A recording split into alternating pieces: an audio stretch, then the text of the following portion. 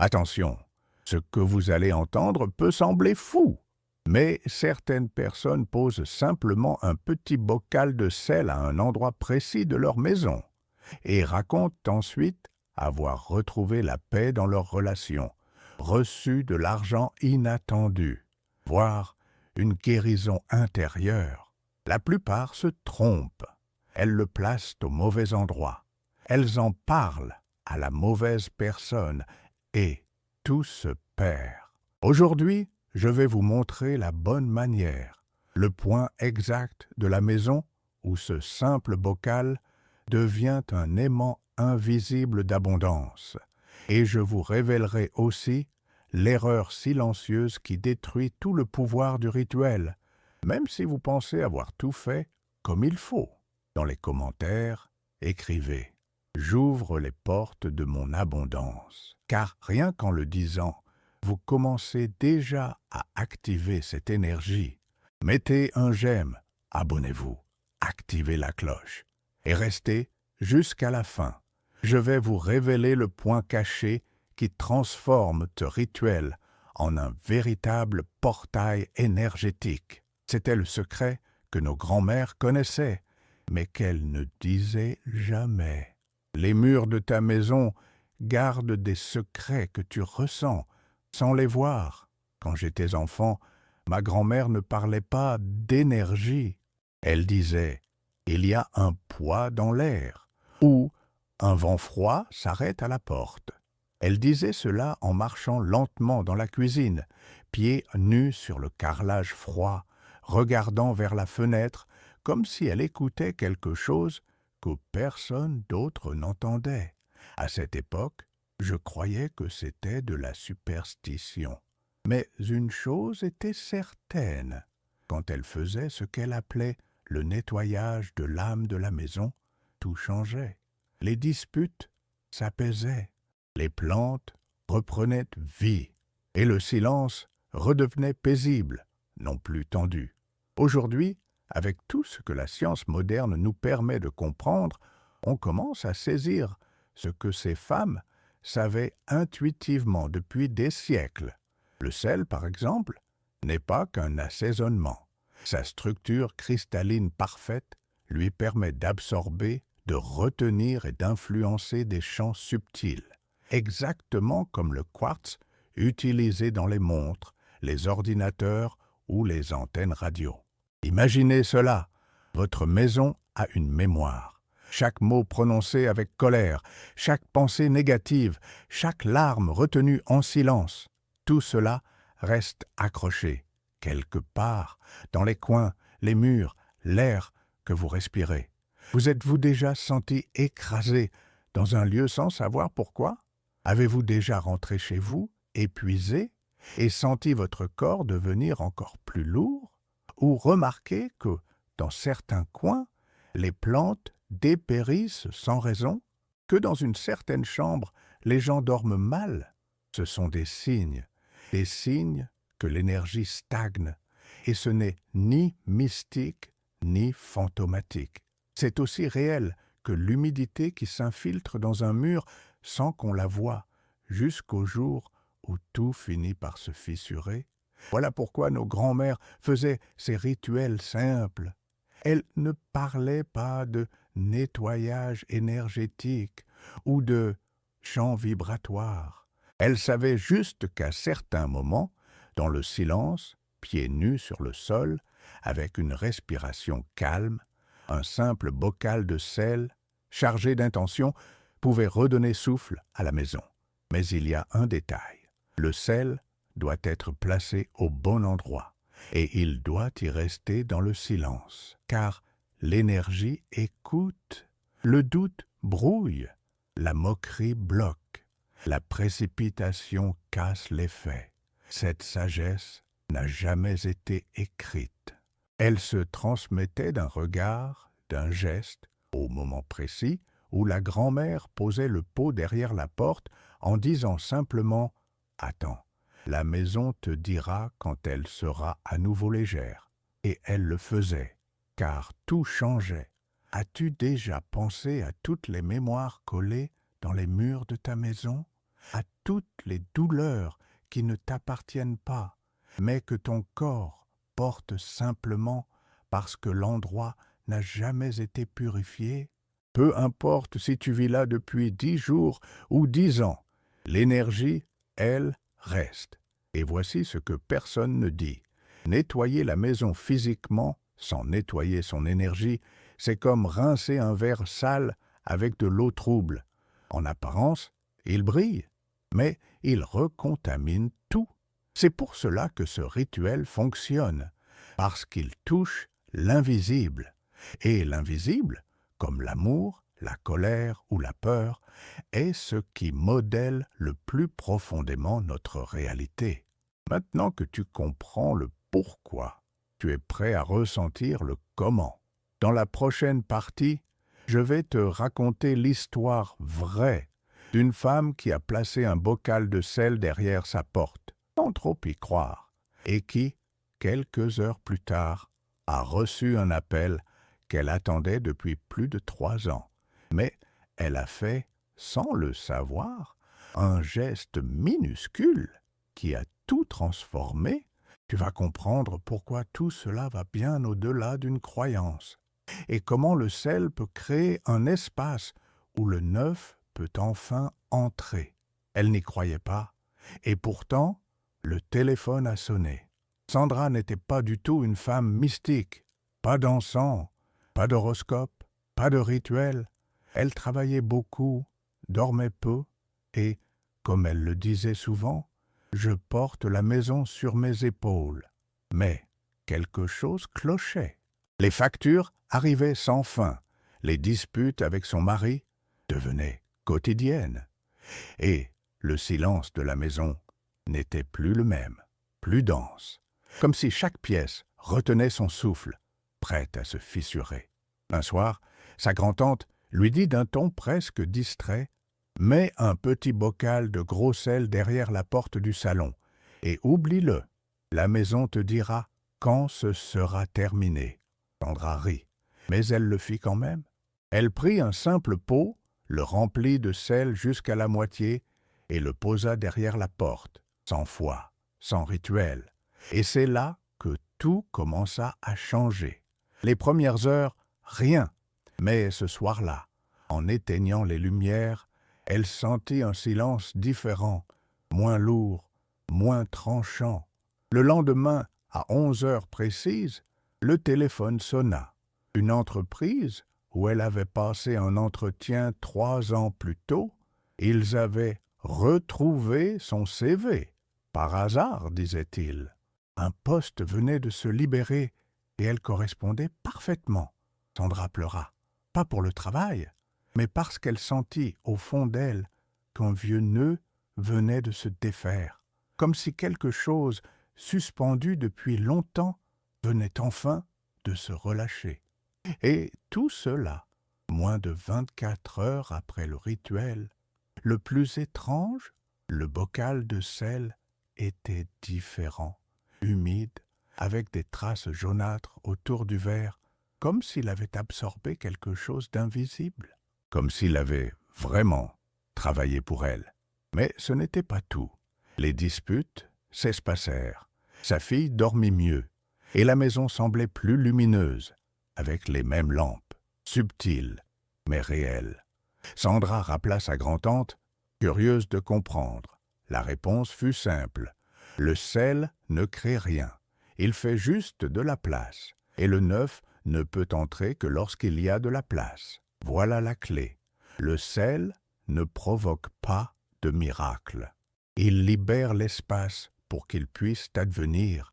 Il dissout ce poids invisible, celui qu'on ne perçoit plus, mais qui nous empêche d'avancer, de nous reposer, de rêver. Et le plus puissant dans tout cela, c'est que le rituel ne dépend pas de ta croyance. Il dépend de ta disposition à laisser la maison se guérir. Si tu écoutes encore, c'est sans doute que ta maison aussi réclame un souffle nouveau. Peut-être même que tu ne mesures pas à quel point cela influence ta vie. Combien de fois as-tu essayé de tout changer à l'extérieur? Travail, relations, rythme, sans que rien ne bouge vraiment. Et si le problème n'était pas dehors, mais dedans, le premier pas n'est pas mental, ni émotionnel, il est énergétique, symbolique. C'est l'acte silencieux de dire « je relâche ce qui me bloque, je crée l'espace pour ce que je veux vivre ». Et le plus beau, tu peux commencer aujourd'hui, avec quelque chose que tu as déjà chez toi. Mais attention, le lieu où tu poses le bocal change tout. Certaines zones de la maison agissent comme de véritables portails d'énergie stagnante. Mal placés, rien ne se passe. Placés au bon endroit, les signes arrivent vite. Dans la prochaine partie, je te montrerai quels sont ces lieux précis et je te raconterai l'histoire d'un homme qui a nettoyé un coin oublié et, quelques jours plus tard, a reçu une proposition qu'il croyait impossible. Car dans ce coin se cache un symbole que presque personne ne voit. Et ce détail change tout. Ce n'est pas le sel, c'est l'endroit où tu le caches. Il existe des espaces dans ta maison que personne ne nettoie jamais. Des pièces délaissées, des coins où la lumière n'entre presque pas, des zones que tu évites sans trop savoir pourquoi. C'est là que se loge le poids, là que les pensées sombres s'accumulent comme une poussière invisible. Et c'est là que le sel agit, comme un gardien silencieux. C'est l'histoire de Jean, un homme rationnel, ingénieur, méthodique. Depuis que sa femme était partie, la maison sonnait creux. Tout fonctionnait, le frigo plein, le lit fait, les factures réglées. Mais rien ne circulait. C'était comme si la vie attendait quelque chose. Mais quoi? Sa sœur insista. Essaye juste une fois. Mets du sel dans ce coin du salon, celui où personne ne passe jamais. Il en rit, bien sûr, mais il ne discuta pas. Le soir suivant, il alla dans ce coin sombre, près de la bibliothèque où restaient encore ses livres à elle. L'air y était plus froid, plus dense. Il prit un petit bocal, y versa du sel et le posa là, dans un silence absolu, sans attente, sans croyance. 2 jours plus tard, un email. Une entreprise étrangère avait retrouvé un article technique qu'il avait écrit des années auparavant. Il voulait lui parler. Il pensa ignorer le message. Puis, il accepta. 3 jours plus tard, un contrat, un grand projet, payé en dollars. Mais ce n'est pas tout. Cette même semaine, il dormit mieux. Il fit des rêves, chose rare. Et soudain, il eut envie de déplacer les meubles, d'ouvrir les fenêtres plus souvent. La maison respirait. Et le bocal? Quand il alla le voir, le verre était devenu opaque, comme s'il avait absorbé un nuage. Sa sœur lui dit une phrase qu'il n'a jamais oubliée. C'est ça, le pouvoir du bon endroit. Parce que le sel seul ne fait rien. C'est le lieu, c'est le moment, c'est l'énergie immobile qui attend d'être touchée. Pense à ta maison, à ce coin que tu ne nettoies jamais, cette étagère oubliée, ce recoin où ton corps réagit sans savoir pourquoi. C'est peut-être là que se trouve le blocage, et c'est peut-être là aussi que se trouve la clé. Imagine que tu poses un petit bocal de sel à cet endroit-là, en silence, et que le lendemain, quelque chose ait changé. Voilà le secret. Mais attention, la plupart des gens se trompent parce qu'ils croient que tout se joue au moment où l'on pose le sel, alors que le sel n'est que le début. Le rituel doit être fait dans un silence total, pas de musique, pas de mots, même pas de pensée. Le silence crée le vide, et le vide, lui, fait bouger l'invisible. Deuxième erreur, la précipitation. Si tu vérifies le bocal tous les jours, tu casses le chant. Le sel agit à son rythme. Il écoute l'atmosphère. Ton rôle, c'est de faire confiance et d'oublier. Troisième erreur, en parler. Le secret trop raconté se dissout. Nos grands-mères disaient « Tout ce qui est sacré naît dans le silence » et elles avaient raison. Si tu le fais correctement, le champ s'ouvre, les opportunités viennent, les bonnes personnes apparaissent et surtout, tu le ressens. Tu ne peux pas l'expliquer, mais tu le ressens. Tu veux un signe? Beaucoup racontent que, juste après avoir posé le sel au bon endroit, ils remarquent de petits phénomènes. Une lumière qui clignote sans raison, un courant d'air différent par la fenêtre, un objet qui tombe tout seul. Tous ces signes sont des codes. L'énergie dit « Ça y est, je suis prête.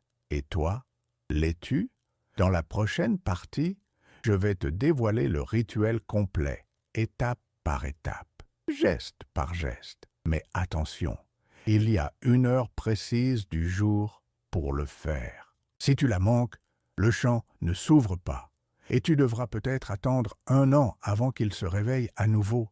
Et il y a plus. Il existe une respiration sacrée, un souffle ancestral qui active le sel avant qu'il ne soit posé.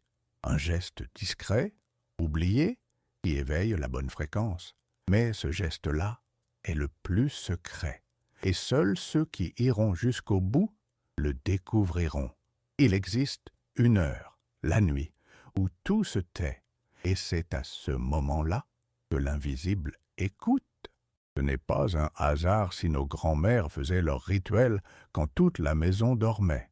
Ce n'était pas par peur, c'était par respect. Le silence de la nuit a une vibration particulière. Les murs se reposent, l'air cesse de frémir, le temps ralentit. Et c'est là que tout commence. D'abord, ferme toutes les fenêtres, pas à cause du froid, mais pour que l'énergie ne s'échappe pas avant l'heure. Éteins les lumières blanches. Allume plutôt une bougie ou garde une lumière douce, ambrée.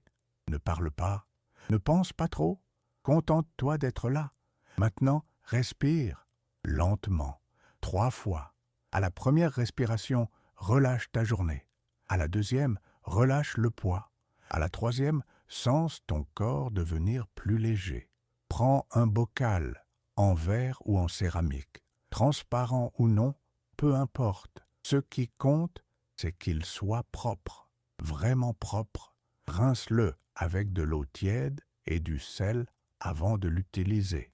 Cela prépare le récipient à recevoir une nouvelle fréquence. Ensuite, remplis le bocal de gros sel jusqu'à la moitié. Et pendant que tu le fais, ne pense pas à ton problème. Pense à l'espace, au vide que tu veux créer. Chaque grain qui tombe, c'est un grain de silence, un grain d'ouverture, un grain de « oui » au nouveau. Vient maintenant le moment le plus important, le geste qui active le sel. Nos grands-mères ne le disaient pas, mais elles le faisaient toujours. Avant de poser le bocal, elles passaient la main au-dessus, lentement, en cercle, 3 fois dans le sens des aiguilles d'une montre. Et pendant ce geste, elle soufflait doucement, comme si elle relâchait une douleur qu'elle ne voulait plus porter. C'est une activation. C'est toi qui dis « Je suis présent, je suis prêt ». Puis, emmène le bocal dans le coin de la maison qui t'appelle.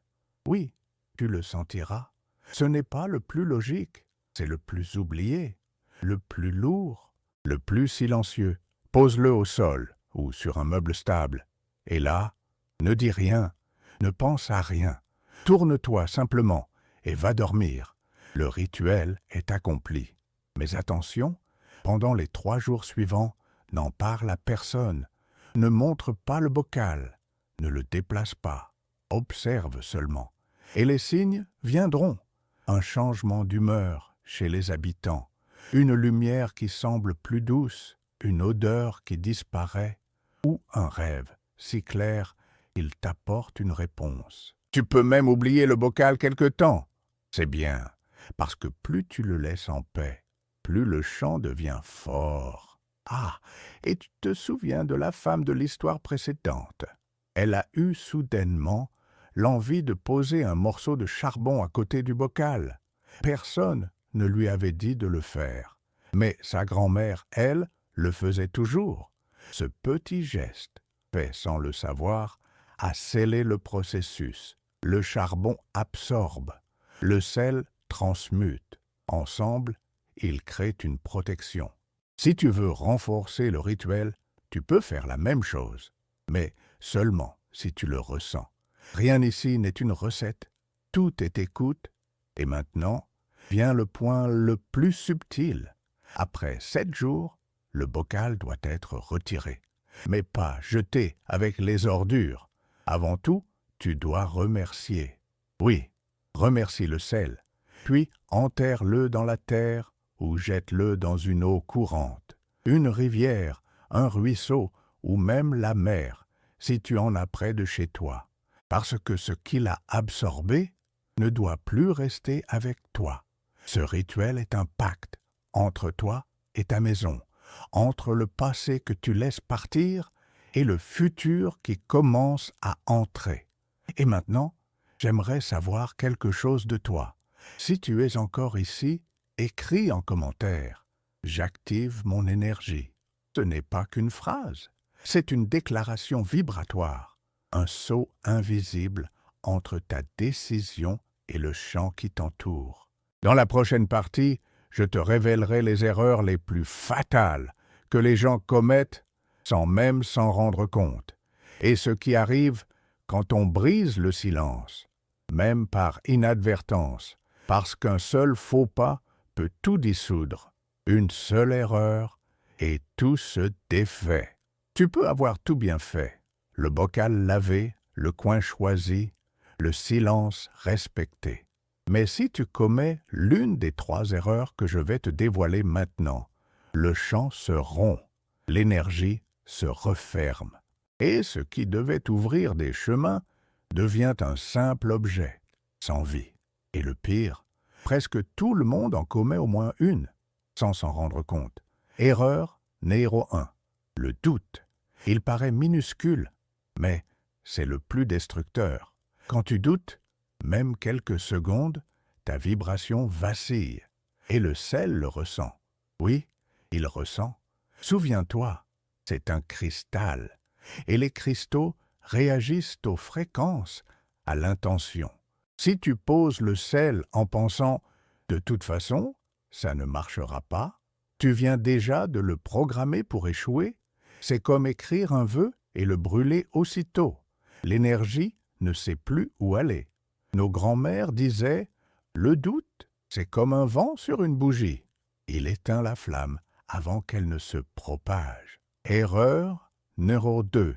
L'impatience. Beaucoup font le rituel et dès le lendemain attendent que l'argent arrive, que l'amour revienne, que le contrat se signe. Mais l'énergie a son propre temps, et ce temps n'est pas celui de l'horloge. C'est un temps vibratoire. Parfois, le champ est dense, saturé, et le sel a besoin de plusieurs jours pour transmuter. C'est comme purifier une eau trouble. Ça demande du temps. Si tu précipites le processus, tu casses le cycle, et tout revient au point de départ. Erreur numéro 3.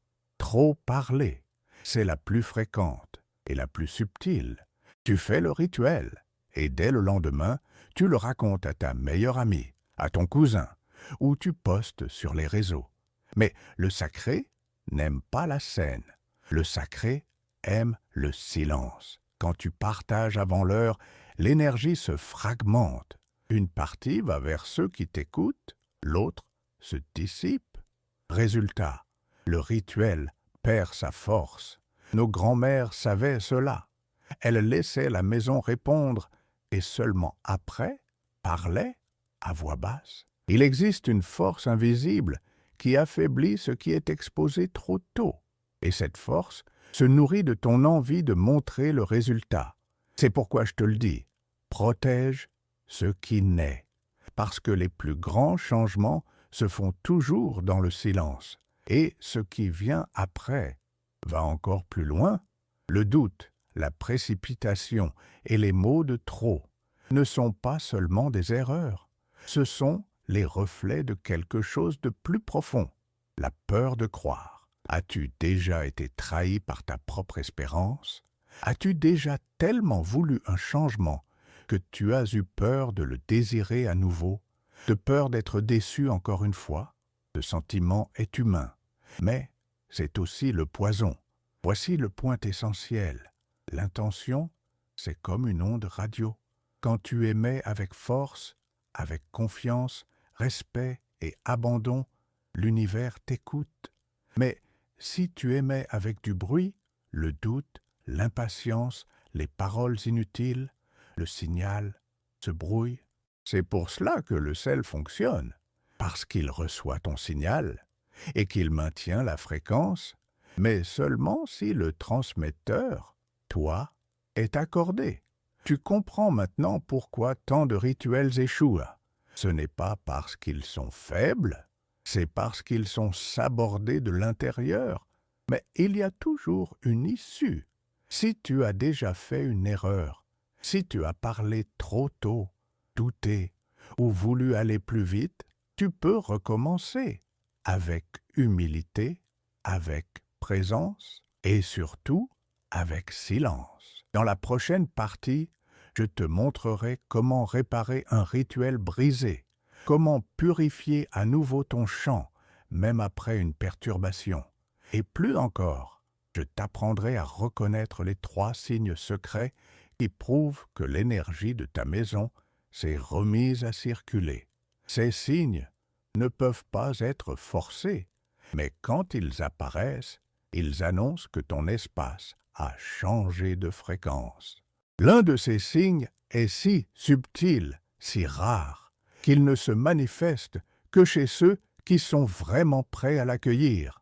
Ceux qui passent à côté doivent parfois attendre tout un cycle avant de réessayer. Si tu es encore ici, c'est que ta maison a déjà commencé à changer. Tout le monde n'arrive pas jusque-là. Certains partent, d'autres doutent, mais toi, tu es resté. Et cela, même dans le silence, est déjà un signe de puissance, parce que le rituel commence au moment précis où tu choisis d'écouter. Écouter l'invisible, écouter la sagesse oubliée, écouter ce qui t'entoure et vit déjà en toi, en attente d'être réveillé. Désormais, tu connais le chemin, tu sais comment préparer le bocal, tu connais l'importance du silence, de l'intention et du moment juste. Tu sais ce qu'il faut éviter et surtout, tu sais que tu n'as besoin de rien d'autre que de ce que tu es déjà. C'est là le plus grand secret. L'énergie ne répond pas à l'effort, elle répond à la présence. Et chaque seconde que tu as passée ici prouve une chose, tu es présent, tu es prêt. Maintenant, écoute bien. Il y a 3 signes qui montrent que le champ de ta maison commence à bouger. 1. La maison respire autrement. L'air semble plus léger. Le silence devient doux, presque vivant. 2. Les choses bloquées se débloquent. Un retard se résout. Une somme oubliée arrive. Une conversation attendue se produit enfin. 3. Tu ressens le besoin de bouger quelque chose, changer un meuble, jeter un objet, repeindre un mur. Ces élans ne sont pas anodins, ce sont des réponses, des preuves que la maison s'est réveillée. Et si rien de tout cela n'est encore arrivé, ne t'inquiète pas, garde le silence. Fais confiance au processus. Parfois, ce qui doit changer le plus profondément est ce qui est le plus caché. Et il faut du temps pour que cela remonte à la surface. Mais si tu veux sceller cette énergie maintenant, écris en commentaire. L'abondance circule vers moi, ici et maintenant. Pas comme une phrase vide, mais comme un ancrage. Une promesse que tu fais à toi-même, comme une encre, un sceau vibratoire. Chaque mot porte un chant, et lorsque tu écris, tu fais descendre dans le monde concret ce que ton âme a semé dans l'invisible. Ce simple geste crée une chaîne silencieuse entre toi et tous ceux qui, quelque part, font le même rituel à cet instant. Chaque commentaire devient une étincelle dans un cercle invisible. Chaque personne qui écrit active un peu plus son propre espace intérieur. Et si tu as ressenti quelque chose de vrai ici, un frisson, une émotion, ou ce petit élan qui te dit « Oui, c'est juste », alors aime cette vidéo, pas pour l'algorithme, mais parce que c'est une autre façon de dire « Oui, j'accueille cette énergie ». Et si tu connais quelqu'un qui a besoin d'éclaircir l'invisible de sa maison, quelqu'un qui vit fatigué, bloqué, coincé dans des cercles qui se répètent, envoie-lui cette vidéo. Partager un rituel, ce n'est pas briser le mystère, c'est, quand c'est fait avec intention, multiplier la lumière. Avant de se quitter, souviens-toi de ceci. Tu n'as pas besoin de tout comprendre, ni de tout sentir, ni même de voir les résultats tout de suite. Tu as juste besoin de respecter le temps, respecter l'espace, respecter le langage silencieux de ce qui est sacré. Parce que l'énergie ne répond pas au contrôle, elle répond à l'abandon. Et si tu es encore là, c'est qu'une part de toi s'est déjà abandonnée. Dans les prochaines vidéos, je te révélerai d'autres rituels que nos grands-mères utilisaient, avec le feu, avec l'eau, avec les herbes, des gestes anciens, transmis dans le silence et porteurs d'un pouvoir oublié. Un pouvoir capable de transformer non seulement ta maison, mais aussi ta relation à la vie. Alors, abonne-toi, parce que le prochain secret ne sera pas annoncé. Il sera révélé seulement à ceux qui seront prêts au bon moment. Et peut-être que ce moment, c'est maintenant.